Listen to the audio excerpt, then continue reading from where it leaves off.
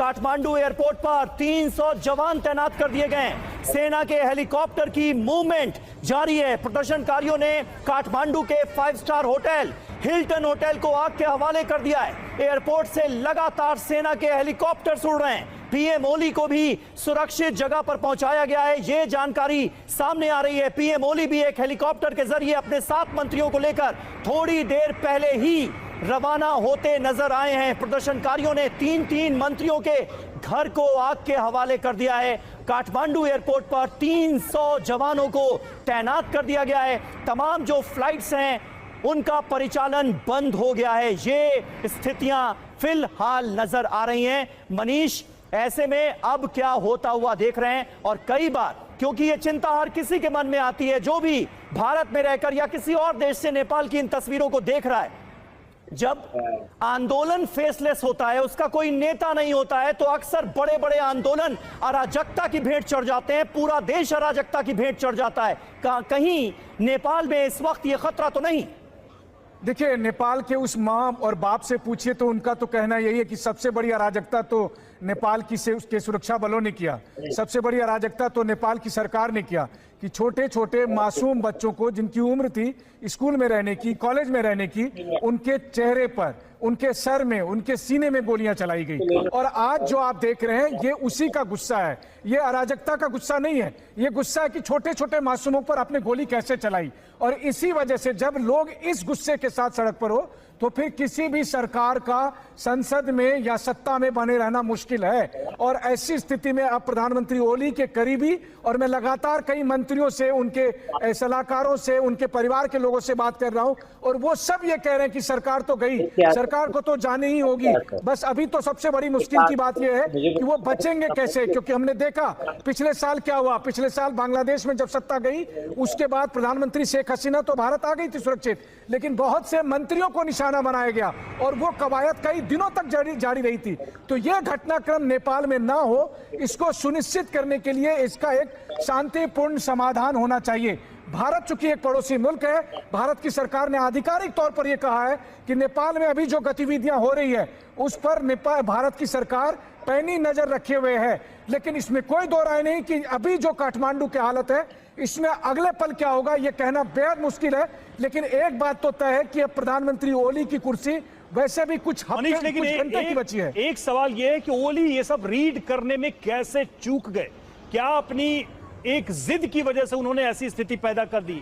क्योंकि social media पर ban को लेकर प्रोटेस्ट तो हुआ ही और डिमांड भी की गई, उसको कंसीडर ना करने की वजह से ये सब हुआ, या फिर कुछ ऐसा हो रहा था जिसको वो रीड नहीं कर पाए?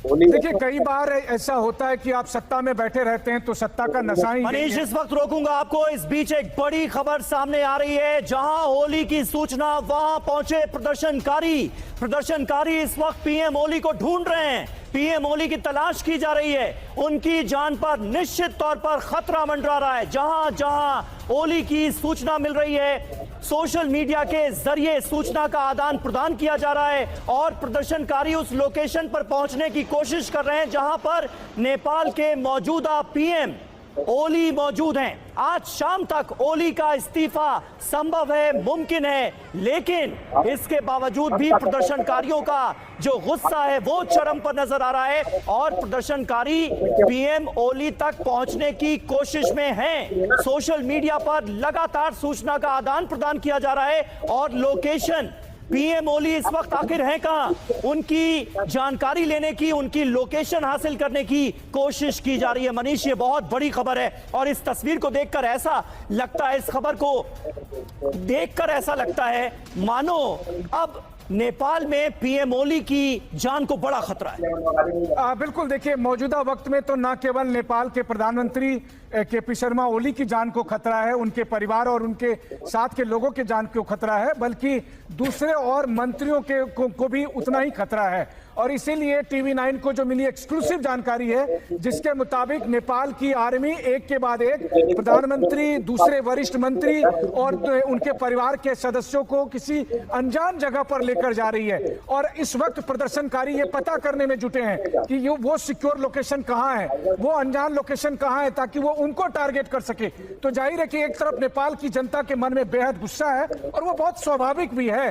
क्योंकि मासूमों की जान गई है। लेकिन वहीं दूसरी तरफ यह भी बात सच है कि इसका समाधान ये नहीं हो सकता कि आप प्रधानमंत्री को ढूंढें और उसको पकड़ें, उसको मारने की कोशिश करें।